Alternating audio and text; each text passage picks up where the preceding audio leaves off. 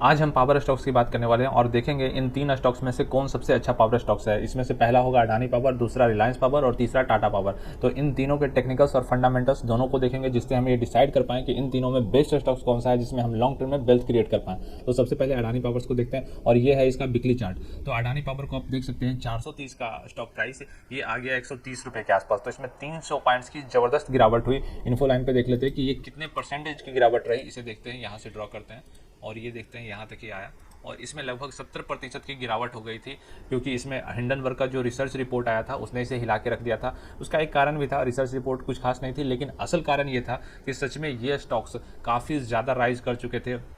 20 रुपये के प्राइस जो इसने कोविड में जो लो लगाया था, वहाँ से लगभग 25 गुना इसने जंप दिखाया था, जो कि एक बहुत बड़ी बात है किसी भी स्टॉक्स के लिए। तो ये शेयर्स पहले से ही ओवर प्राइस्ड, ओवर वैल्यूड थे, इसीलिए इसमें एक गिरावट बन भी रही थी।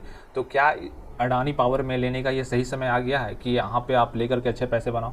एक्चुअली मेरे समझ से वो सही समय अभी नहीं आया है। इसका कारण ये है क्योंकि ये स्टॉक्स जो इसने गिरावट दिखाई है, जस्ट एक बाउंस बैक हो सकता है अभी के लिए, कुछ समय के लिए ऐसा हो सकता है कि ये स्टॉक्स यहाँ पे कुछ समय के लिए काम करे, थोड़े लंबे समय के लिए। उसके बाद ही इस स्टॉक्स में कोई तेज चाल आ सकती है। और इसके फंडामेंटल्स को भी देख लेते हैं कि इसका फंडामेंटल्स कैसा है। तो सबसे पहले यहाँ पे आते हैं screener.in पे और यहाँ पे टाइप करते हैं अडानी पावर और अडानी पावर का कैसा है फंडामेंटल।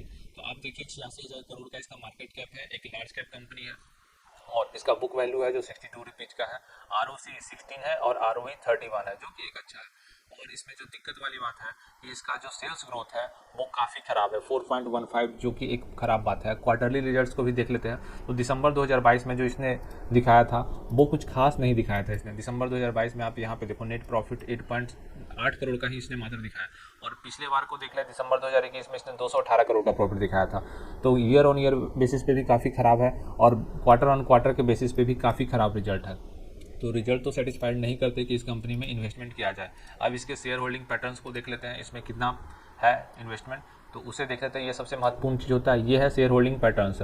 जो अडानी ग्रुप में लगभग सभी में एक अच्छी बात यह है कि प्रमोटर्स का ज़बरदस्त विश्वास होता है। प्रमोटर्स की होल्डिंग ज़बरदस्त रहती है, इसमें भी 75% के आसपास है और FIIs की 12% के आसपास है। लेकिन एक चिंताजनक बात यह भी है कि DI जो घरेलू निवेशक हैं, जो भारत को अच्छे से जानते हैं, भारतीय कंपनियां ही इसमें विश्वास नहीं दिखा रही है। 0% उनकी इन्वेस्टमेंट है। जो घरेलू इंस्टीट्यूशंस होते हैं बड़े बड़े, वो इसमें क्यों नहीं इन्वेस्ट कर रहे हैं, ये एक क्वेश्चन मार्क राइज करता है अडानी ग्रुप के ऊपर, खासकर अडानी पावर में, कि DI यहाँ पे इन्वेस्ट नहीं कर रहे हैं। और पब्लिक की हिस्सेदारी काफ़ी कम है, 13%। और 13% में भी मैं दिखाऊँ तो एक इसमें ध्यान देने वाली बात है कि एक इन्वेस्टमेंट कंपनी है जो ओपल, वो उसकी हिस्सेदारी ही लगभग 5% के आसपास है। तो पब्लिक की सिर्फ 8% या उससे भी कम की हिस्सेदारी है इसमें।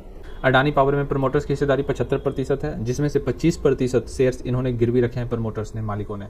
तो ये एक चिंताजनक बात है। अब आते हैं अपने दूसरे शेयर पे, जो है रिलायंस पावर। रिलायंस पावर्स भी लोगों के लिए काफ़ी फेवरेट बना हुआ रहता है। क्यों? क्योंकि इसमें जो चाल होती है ना, वो कभी कभार बहुत तेज़ चाल आ जाती है। ये सडन जंप आ गया और फिर उसके बाद फॉल आ गया। तो ये स्टॉक्स प्योरली ट्रेडर्स के लिए है, ये इन्वेस्टर्स के लिए बिल्कुल भी नहीं है।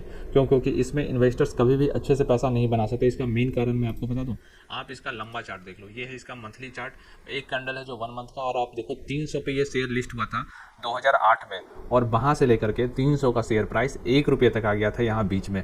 तो आप सोच सकते हो, जिसने भी जिस भी प्राइस पे लिया, क्या उसने कभी भी इसमें प्रॉफिट बनाया? अगर लॉन्ग टर्म इन्वेस्टर रहा तो शेयर्स वही चुनिए जो लॉन्ग टर्म में अच्छा परफॉर्म कर सके। और ये सिर्फ ट्रेडर्स पर्पस के लिए है, ये सिर्फ ट्रेडर्स के लिए है कि हाँ, किसी दिन अच्छा चला तो उन्होंने अपना अच्छा प्रॉफिट बना लिया।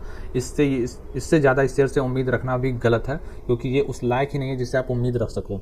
और इसके फंडामेंटल्स भी आपको दिखाऊं तो बिल्कुल ख़राब है। रिलायंस पावर को मैं आपको दिखाना चाहूँ तो ये है रिलायंस पावर्स का फंडामेंटल, और आप इसको देखिए, 4,500 करोड़ का मार्केट कैप, यानी ये स्मॉल कैप कंपनी है। और इसका जो ROE है वो निगेटिव में है। तो यहीं से एक डाउटफुल वाली बात आ जाती है कि ROE बिल्कुल ख़राब है और PE तो होने का प्रश्न ही नहीं उठता, क्योंकि कंपनी प्रॉफिटेबल ही नहीं है। जब कंपनी प्रॉफिट ही नहीं कर रही है तो PE रेशियो कहाँ से आएगा? और अब मेन जो बात है उसे भी देख लेते हैं कि कंपनी में शेयर होल्डर परसेंटेज कितना है। अब ये देखिए, यहाँ प्रमोटर्स की भी हिस्सेदारी काफ़ी कम है, मात्र 25% है। तो और पब्लिक के पास 65% है। और ये दोनों चीज़ चिंताजनक है, पब्लिक के पास इतना ज़्यादा होल्डिंग होना और प्रमोटर्स के पास बिल्कुल ना होना। क्योंकि जब मालिकों को ही अपने कंपनी पे विश्वास नहीं है और वहाँ लोगों का है पैसा जुटा हुआ, तो आप सोच सकते हो कि लोग तो कंपनी को नहीं चला रहे हैं, मालिक ही चलाएंगे। और मालिकों को ही अपनी कंपनी पे विश्वास नहीं है, तो वो कंपनी कैसे ग्रो कर सकती है? और इसका जो क्वार्टरली रिजल्ट है वो भी कुछ खास नहीं है। मैं आपको यहाँ दिखाता हूँ, ये रहा इसका क्वार्टरली रिजल्ट, और क्वार्टरली रिजल्ट पे आप देख सकते हैं 250 करोड़ का इसने नुकसान किया, पहले 300 करोड़ का नुकसान किया था। नुकसान थोड़ा कमा है, लेकिन ईयर और ईयर बेसिस पे भी देखिएगा, ये दिसंबर 2021 है और ये दिसंबर 2022, तो पहले 50 करोड़ के आसपास का नुकसान था जो अब 250 करोड़ हो गया, तो नुकसान 5 गुना बढ़ चुका है ईयर ऑन ईयर बेसिस पे। तो कंपनी बहुत ही ख़राब है, इसमें लेने की सोचना भी पाप है। अब आ जाते हैं अपने तीसरे स्टॉक्स पे, जो कि अपने ग्रुप के नाम से भी जाना जाता है और ये टाटा ग्रुप से जुड़ा हुआ स्टॉक्स है, जिसमें कभी भी प्रश्न नहीं खड़े किया जा सकता है इसके मैनेजमेंट पे, क्योंकि इसकी मैनेजमेंट बहुत ही विश्वसनीय है। और ये इसका मंथली चार्ट है, आप देखिए 2008 में इसने जो हाई लगाया था लगभग 160 रुपये के आसपास लगाया था, और उसको इसने क्रॉस किया था 2021 में, और जो इसने क्रॉस किया 150 के हाई के आसपास, वो 300 के हाई चला गया था, लगभग दोगुना हो गया था, और वहाँ से इसमें एक फॉल आया है, और वो फॉल आप देखिए काफ़ी धीरे धीरे ये स्टॉक्स गिरा है। और इसका मैं आपको ट्रेंड लाइन आपको ड्रा करके दिखाता हूँ। ट्रेंड लाइन आप देखिए, यहाँ से जो ये गिरना शुरू हुआ बिल्कुल इस एरिया तक ये फंस के रह गया है, और अब देखिए इसके ऊपर अगर ये टिकता है, 1-2 सप्ताह अगर इसने ऊपर में काम कर लिया तो फिर एक चांस बनता है कि ये ग्रो कर सकता है।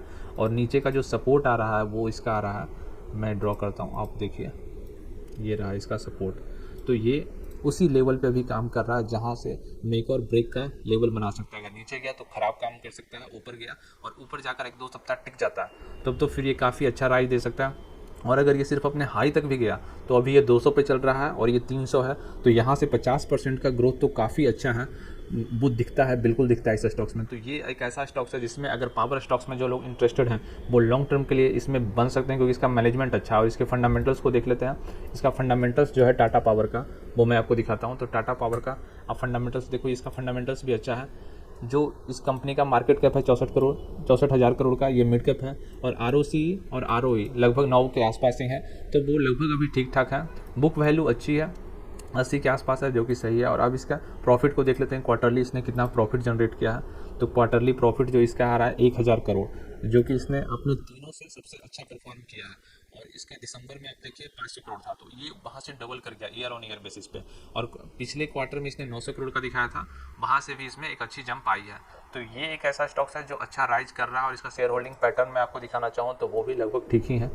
आप देखिए प्रमोटर्स की हिस्सेदारी लगभग 47% है, FII 10%, DI 14%, तो ये तीनों मिलाकर के एक अच्छा परसेंटेज बना देते हैं। और ये मैनेजमेंट भी इस कंपनी का काफ़ी अच्छा है। तो जाते जाते कि इंपॉर्टेंट अनाउंसमेंट है, जो लोग भी सीख करके पैसा बनाना चाहते हैं शेयर मार्केट में, उन लोगों के लिए सबसे अच्छी खबर यह है कि हमने एक कोर्स लॉन्च किया है, और इस कोर्स की कीमत मात्र 2500 रुपये है, जिसमें से आपको कंप्लीट टेक्निकल एनालिसिस सिखाया जाएगा और आप सीख करके काफ़ी अच्छा पैसा बना सकते हैं। क्योंकि शेयर मार्केट में बिना सीखे अगर आप काम करेंगे तो नुकसान होगा। और इस कोर्स की जो कीमत हम लोगों ने रखी है 25,000 की जगह मात्र 2500 रखा है। तो अभी जा करके आप इसको परचेज कीजिए, और परचेज करने के बाद आप काम सीख करके कीजिए स्टॉक मार्केट में, जिससे आपको प्रॉफिट करने की जो चांसेस है वो कई गुना बढ़ जाएंगे और आप लंबे समय तक शेयर मार्केट में टिक पाओगे। तो मिलते हैं नेक्स्ट वीडियो में, तब तक के लिए जय हिंद, धन्यवाद।